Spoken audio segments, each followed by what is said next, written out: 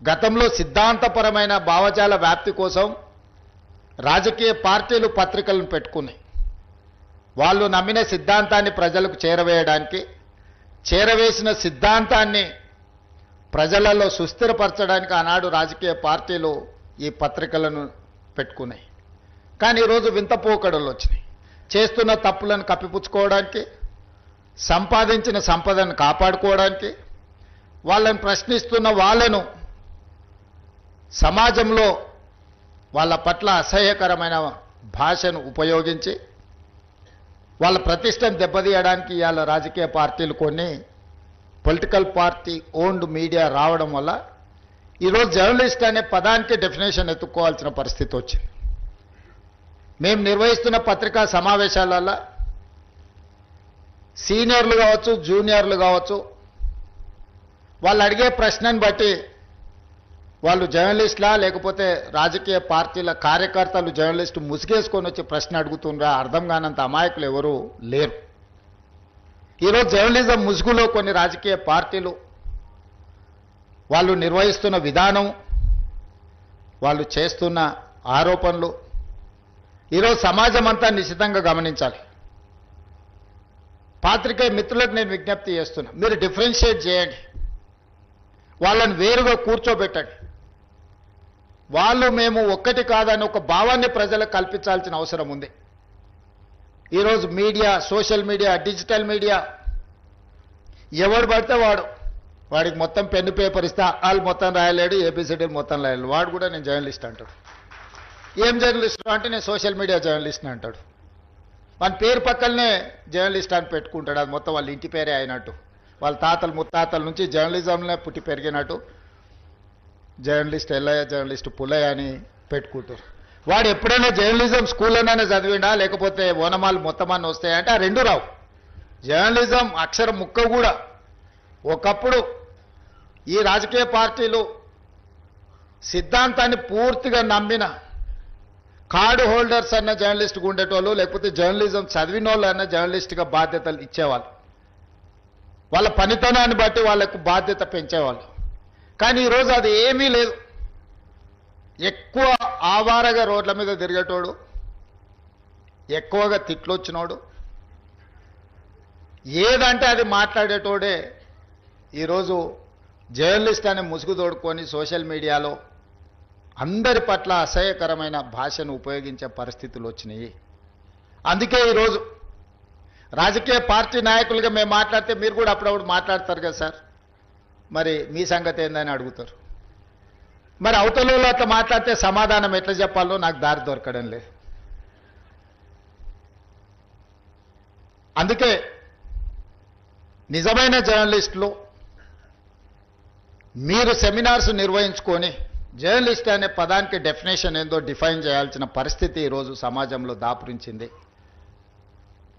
పత్రికా సమావేశాలకు కూడా ఎవడు పడితే వాడు లోపలికి వచ్చేసి మీకంటే ముందల కుర్చీలో కూర్చుంటాడు. ఇంతకుముందు నేను చూస్తాను, ఒక 15 సంవత్సరాల క్రితం నేను ప్రజాప్రతినిధిగా ఎన్నికైనప్పుడు పత్రికా సమావేశాలు పెడితే సీనియర్ రాగానే సీనియర్ జర్నలిస్ట్ ఏ పేపర్ అన్నా ఉండని, లేకపోతే ఏ టీవీ అన్నా ఉండని, జూనియర్స్ ఎవరైనా ఉంటే సీనియర్స్ వస్తే ముందల సీట్లో కూర్చున్న వాళ్ళు కూడా లేచి వాళ్ళకి సీట్ ఇచ్చి వెనక్కి వెళ్ళి కూర్చున్న వాళ్ళు, ఒకవేళ సీట్ లేకపోతే పక్కకు నుంచొని నోట్ చేసుకునేది.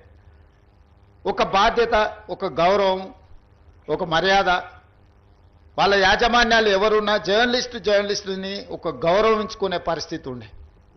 ఇప్పుడు ఆ పరిస్థితి పూర్తిగా దెబ్బతిన్నది. వాడు ఖాళీగా ఉంటాడు కాబట్టి 3 గంటల ముందే వచ్చి ముందల కుర్చీలో కూర్చుంటాడు, కాలు మీద కాలు వేసుకొని. వాడికి ఆ వచ్చిన సీనియర్ జర్నలిస్టు వాళ్ళ జీవితాన్ని మొత్తం జర్నలిజంలో కలిపినరు. వాళ్ళు సిన్సియర్గా ప్రజా సమస్యల్ని విశ్లేషించడానికి, పరిశోధనలు చేయడానికి, వాళ్ళ జీవితాన్ని, ఆరోగ్యాన్ని ఫనంగా పెట్టి, కుటుంబాలను కూడా ఫనంగా పెట్టి ప్రజల సమస్యలను తెలుసుకోవడానికి ఎక్కడెక్కడనో మారుమూల ప్రాంతాలకు వెళ్ళి రోజుల కొద్దీ ప్రజలలో మమేకమై ఆ సమస్యల్ని తెలుసుకొని వాళ్ళు రాసిందన్న సంగతి, పాలకులు చేస్తున్న తప్పులను పట్టుకోవడానికి నిరంతరం శ్రమించి విశ్లేషించి మన ప్రాంతంలో జరిగిన విద్యుత్ ఉద్యమాల వెనుక ఇంత కఠోరమైన దీక్ష జర్నలిస్టులది ఉన్నది.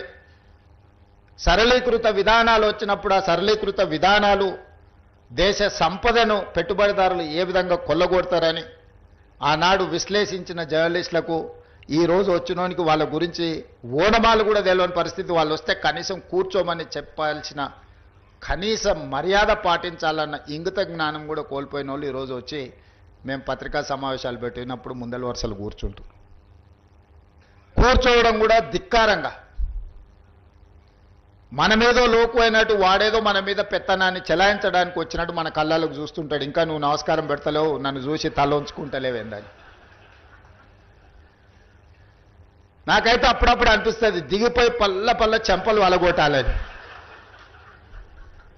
కానీ పరిస్థితులు హోదా అడ్డం వస్తుంటాయి. గతంలో జర్నలిస్టులను చూస్తే మర్యాద ఇచ్చి పలకరించి ప్రెస్ మీట్ అయిపోయిన తర్వాత వాళ్ళతో 10 నిమిషాలు మాట్లాడి మేము చెప్పిన దాంట్లో ఏమన్నా లోపాలు ఉన్నాయా, లేకపోతే మేము చెబుతున్న ఉద్దేశం ఇదే అని వాళ్ళతో చిట్చాట్ చేసే కొద్దిసేపు మాట్లాడేది. కానీ వేగంగా రాజకీయ నాయకుల యొక్క విశ్వసనీయత ఎంత వేగంగా సన్నగిల్లుతుందో, జర్నలిస్టుల యొక్క విశ్వసనీయత కూడా ఈ రాజకీయ పార్టీలు కొన్ని పెట్టుకుంటున్న పత్రికలు ప్రసార సాధనాల వల్ల జర్నలిస్టుల యొక్క విశ్వసనీయత కూడా వేగంగా సన్నగిల్లుతుంది. అందుకే ఈరోజు నిబద్ధత కలిగిన జర్నలిస్టులు విశ్లేషించుకొని ఒక లక్ష్మణరేఖ గీసుకోవాల్సిన అవసరం ఉంది. నిజమైన జర్నలిస్టు ఒకవైపు, జర్నలిజం ముసుగులో అరాచకం చేసే వాళ్ళని ఇంకొక వైపుకు నెట్టాల్సిన అవసరం ఉంది. అది జరగకపోతే పత్రికలకు ప్రసార సాధనాలకు కాదు, తెలంగాణ సమాజానికి, దేశం యొక్క భద్రతకే ప్రమాదకరంగా తయారయ్యే పరిస్థితులు ఉన్నాయి. నిన్న మొన్న కొంతమంది సోషల్ మీడియా ప్లాట్ఫామ్లో పనిచేసే వాళ్ళు పాకిస్తాన్ ఐఎస్ఐ ఏజెంట్లుగా పనిచేస్తున్నారని చెప్పి ఆపరేషన్ సింధూర్ సందర్భంగా కొంతమందిని అరెస్టులు చేసే పరిస్థితి వచ్చింది. ఏ ముసుగు తోడుకొని ఎలాంటి కార్యక్రమాలు చేస్తున్నారో ఈరోజు మనం అర్థం చేసుకొని ముందుకు వెళ్ళాల్సిన పరిస్థితి ఉన్నది. అందుకే మిత్రులారా, ముందు నుంచే నాకు పాత్రికేయ మిత్రులన్నా, వాళ్ళు విశ్లేషణలన్నా, లేకపోతే వాళ్ళు రాస్తున్న వార్తా కథనాలలో సమాచారాన్ని నేను ఎప్పుడు నిశితంగా గమనిస్తుంటా. అది మాకు కూడా ఒక నాలెడ్జ్. అన్ని పుస్తకాలు ఏ పుస్తకంలో ఏముందో తెలుసుకోవడమే ఒక పని, అందులో ఏ పేజీలో ఏముందో చదువుకోవడం అని ఇంకా కష్టమైన పని. కానీ సీనియర్ జర్నలిస్టులు, సిన్సియర్ జర్నలిస్టులు విశ్లేషణ చేసి క్రోడీకరించి ఒక దగ్గరికి తీసుకొచ్చి ఒక ఆర్టికల్ రాస్తే అది మనకు పెద్ద ఎత్తున ప్రభుత్వ పరిపాలనలో ఉపయోగపడుతుంది. సామాజిక స్థితిగతులను లేవనెత్తడమే కాదు, ప్రభుత్వం తీసుకొస్తున్న సంక్షేమ పథకాల అమలులో జరుగుతున్న నిర్లక్ష్యం కావచ్చు, లేకపోతే జరుగుతున్న తప్పిదాలు కావచ్చు, విశ్లేషించి రాసినప్పుడు వాటిని నియంత్రిస్తే మన గౌరవమే పెరుగుతుంది, పరిపాలన మీద పట్టు మనకు వస్తుంది. పరిపాలన మీద పట్టు సాధించాలంటే విశ్లేషణాత్మకమైన ఆర్టికల్స్ను కానీ, సమస్యల్ని లేవనైతే పత్రికలను చదివితే మనల్ని మనం సరిదిద్దుకోవడానికి ఉపయోగపడుతుందని నేను బలంగా నమ్ముతాను.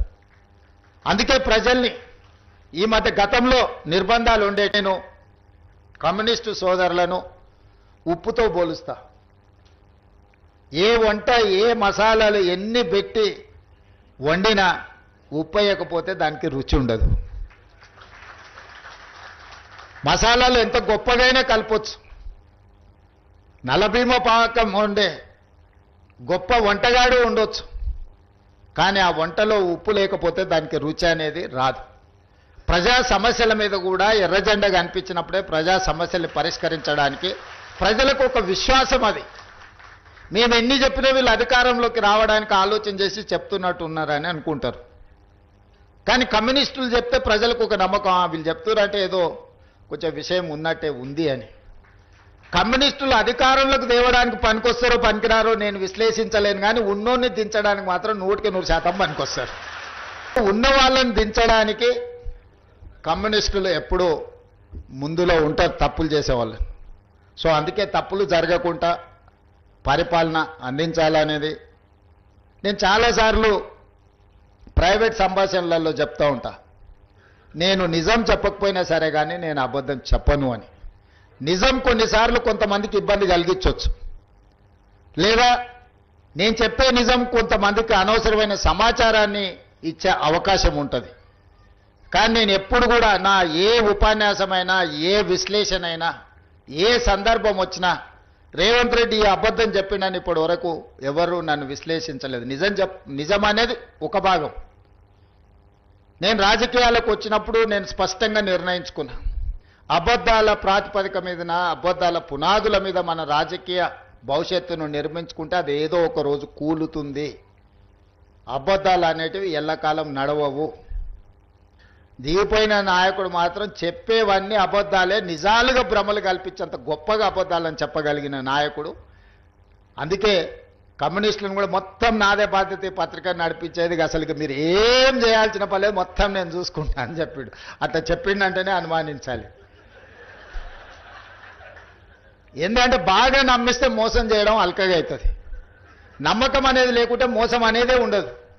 నువ్వు ఎప్పుడైతే నమ్ముతావో నమ్మకాన్ని నీడలాగానే మోసము దాని ఎంబడే ఉంటుంది. ఆ నమ్మకం కలిగించడానికి ఎక్కువ ఎవరైనా ప్రయత్నం చేస్తే ఒక్కటికి 2 సార్లు మనము కొంచెం జాగ్రత్తగా చూడాలి. నిజాయితీగా మాట్లాడేదానికి, నమ్మి పలికేటట్టు మాట్లాడేదానికి సన్నని తెర మాత్రం ఉంటుంది, థిన్ లైన్. దాన్ని కొంచెం జాగ్రత్తగా గమనిస్తే మనకు అర్థమవుద్ది.